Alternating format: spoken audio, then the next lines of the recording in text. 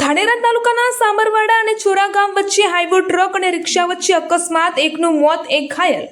સામરવાડા ચોરા ગામ વચ્ચે આજે રિક્ષા અને મોટી હાઈવે ટ્રક વચ્ચે એક ભયાનક અકસ્માત સર્જાતા એક વ્યક્તિનું ઘટના સ્થળે જ મોત નીપજ્યું હતું, જ્યારે મૃતકની ઓળખ ધીરાભાઈ રામાભાઈ ઠાકોર રહે રમણ તરીકે થઈ છે, જેમની ઉંમર આશરે 23 વર્ષ હોવાનું સામે આવ્યું છે।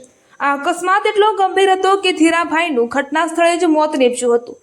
આ બનાવની જાણ થતાં સ્થાનિક લોકો અને પોલીસ તાત્કાલિક ઘટના સ્થળે દોડી આવી હતી અને ત્યારબાદ મૃતદેહને એમ્બ્યુલન્સ મારફતે પોસ્ટમોર્ટમ માટે સરકારી હોસ્પિટલ ખાતે ખસેડવામાં આવ્યો હતો।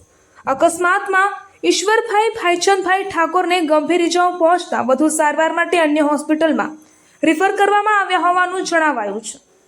આ ગમખ્વાર બનાવ બાદ સમગ્ર પથકમાં અરેરાટી અને શોકનો માહોલ છવાઈ ગયો છે। અહેવાલ હિતેશ સોલંકી, ધાનેરા।